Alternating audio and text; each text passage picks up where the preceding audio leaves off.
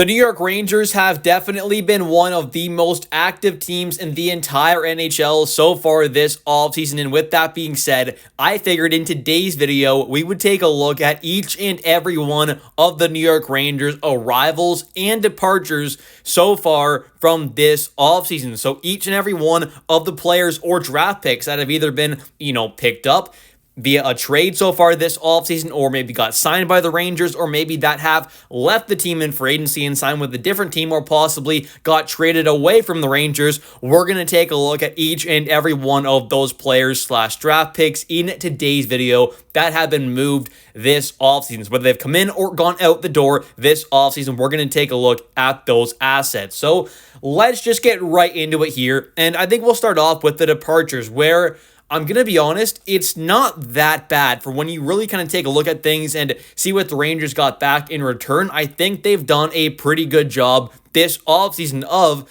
making some upgrades, and not just making upgrades, but also, kind of replenishing and really adding to that kind of asset pool there with the picks and prospects. And they've done a pretty good job there of filling that set of things up as well, and also getting some really good talent that's going to help them right now, but also for the kind of foreseeable future as well. So starting off with the departures, though, we have first off, of course, some players in Chris Kreider, K'Andre Miller, Calvin DeHaan, Nicholas Obey-Kubel, and a 2025 fourth-round pick. So let's just go kind of departure by departure here, player by player, and then we'll talk about that pick at the end. But starting off with Kreider, of course, we know the trade that happened there between the Rangers and Anaheim Ducks, and I'm not going to lie, I do think that trade was good. It was a big reason on why this team was able to go out there and pick up arguably the top free agent available at the time in Vladislav Gavrikov, and definitely by far the top defenseman available. So I think obviously that Kreider trade was a really good one,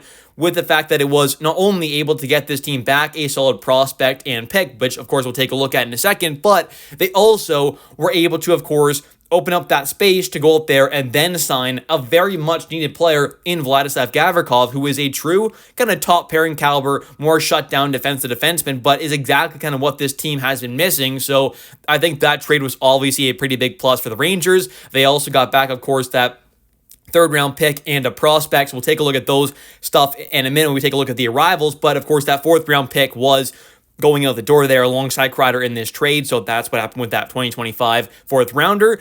But then for K'Andre Miller, of course, we also saw a pretty big trade happen here, where the Rangers made a pretty massive sign-and-trade deal where they ended up officially signing K'Andre Miller to a new contract, but then, of course, shipped him off instantly over to the Carolina Hurricanes, where the Rangers got back a pretty incredible and honestly kind of shocking return, where I really thought this team was going to be able to get back some pretty good value, but I think what they got back was way more than I really could have ever expected for a guy like K'Andre Miller, with kind of where he's at in this kind of scenario right now and where he was before the trade happened.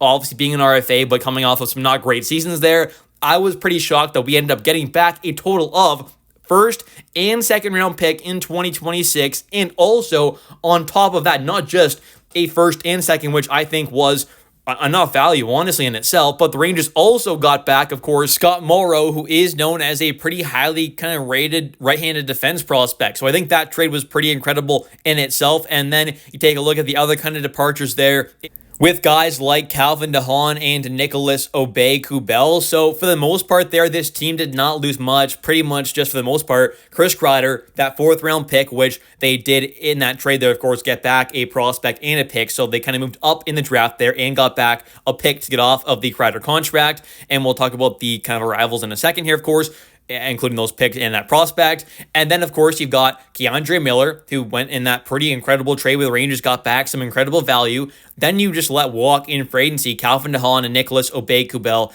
Calvin was picked up in that Ryan Lindgren trade at the deadline there, just as kind of a throw and just kind of to be a body in the trade. He did look kind of decent there in the couple games that he did play for the Rangers, but of course didn't get much of an opportunity. Things did not end well for Calvin and the Rangers kind of relationship, so it was no surprise he was going to leave. Nicholas Obey-Kubel was brought in the deadline just before things kind of closed there, of course, to be a just kind of AHL kind of depth guy at best, you could say, and that's kind of what he was. And really and truly, like, this team didn't lose a whole lot. I mean, I really don't think they lost a ton. K'Andre Miller this past season did not play incredible. Chris Kreider did not play incredible. Calvin DeHaan and Nicholas Obey-Kubel did not have much of an impact. So I think overall, this team has not really lost much kind of talent-wise and kind of overall impact-wise from this past season. So I think right now they're off to a pretty good start this offseason there with what they've kind of done. I think they are in a much better position. So let's get on now to the arrivals and the fun side of thing here, and let's take a look at what the Rangers have gotten in this offseason instead of what they've kind of gotten out the door, what has come in, and we'll start off there from the top with pretty much the clear, I would say, biggest move of the offseason so far for this team, and that, of course, is signing Vladislav Gavrikov, who, like I said, I think is arguably the top free agent that was available at the time. It was him or Ehlers, and at least defenseman-wise, it's kind of by far Gavrikov, so I think Gavrikov was obviously the top target, and the Rangers got him on a very nice deal as well, 7x7, not a bad deal at all for a top pairing caliber defenseman, so I think that was obviously a great pickup there. Adding him in was a must. You needed to go out there and add in a kind of higher end defenseman, and they got one on a pretty reasonable contract, especially for him being, a guy who they signed in free agency. Then you've got Scott Morrow, who of course was picked up in that trade alongside that first and second round pick in 2026. So the Rangers shipped off Keandre Miller, who was not great for the team this past season there, who was a liability at moments, and they got back a highly rated kind of upper echelon defense prospect, you could say, a right-handed one at that, who's still young, who can make an impact at the NHL level right away. And they also got back a first and second round pick in what's expected to be a very, very good, deep, loaded draft class. So I think that's pretty incredible there. Also, the team went out there and signed a couple players. They went out there and got Taylor Raddysh, who's probably going to play in a bottom six role for the team. Then they got Justin Dowling, Derek Pouliot, Trey Fix, Wolanski. All three of those guys are, just some solid kind of NHL depth at best, or going to be some pretty solid kind of AHLers. They're kind of around that tier. And then you've got for a prospect there in Carey Terrence, who was the prospect picked up in that Chris Kreider trade alongside that third round pick, which did become Sean Barnhill, a big 6'5", 6'6" defense prospect there, who's been known as a kind of shutdown, tougher, grittier guy playing in the USHL this past season. So I think overall that trade was pretty incredible there as well, with the fact that it did allow this team to kind of go out there and maybe pick up a guy like Vladislav Gavrikov. And also, I think at the end of the day there, this Rangers team, from kind of where they entered the offseason up until now, I do think they are a much better team on paper, at least. I mean, we'll have to wait and see how things kind of gel together,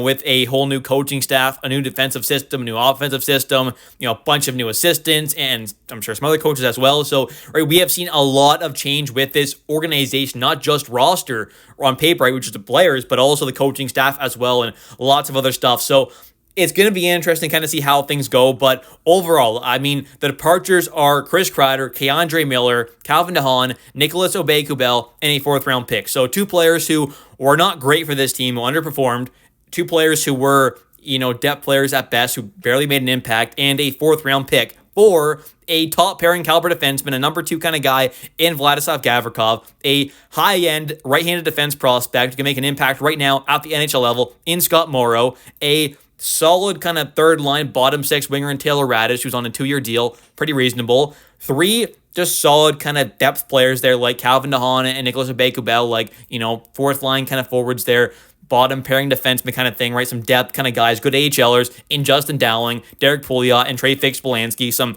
necessary depth. They also went out there and picked up a all-right looking kind of prospect there in Carey Terrence, who maybe projects to be possibly a kind of third line center potentially one day, or a bottom 6 forward. And then you've got, for some draft picks there, a first and second round pick and a loaded draft class in 2026. And then also on top of that, you get a third round pick and it's not a phenomenal, 2025 class, but you still picked up a intriguing prospect who's standing at about 6'5", 6'6" there, who is a big kind of shutdown defenseman. So I think overall, this offseason was a pretty massive W for this Rangers team. I mean, I think picking up a also coach like Mike Sullivan there, a very, very good one at that, who's won multiple Stanley Cups, who's been a just phenomenal head coach in the NHL for years and years now.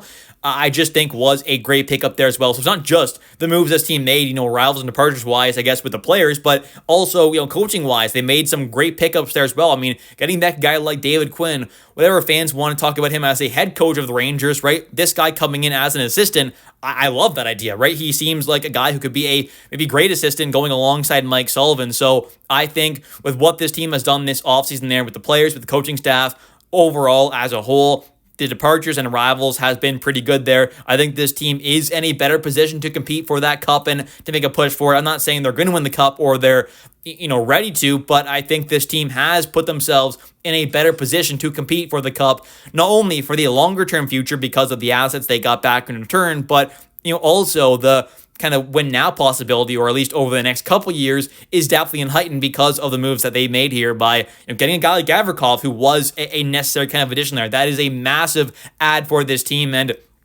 if you can get some younger kind of guys to take some steps up as well, this team really could be in a good spot to compete for a cup and to possibly go on a bit of a playoff run at some point throughout this upcoming season.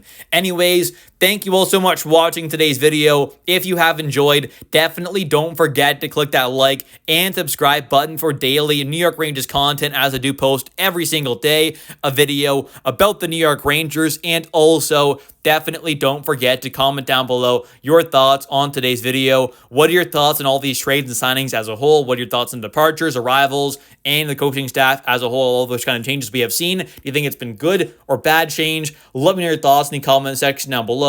What do you think is still the kind of biggest area of need to see some kind of change in or some kind of upgrades in? Let me know your thoughts. I'll catch you next one, and let's go Rangers.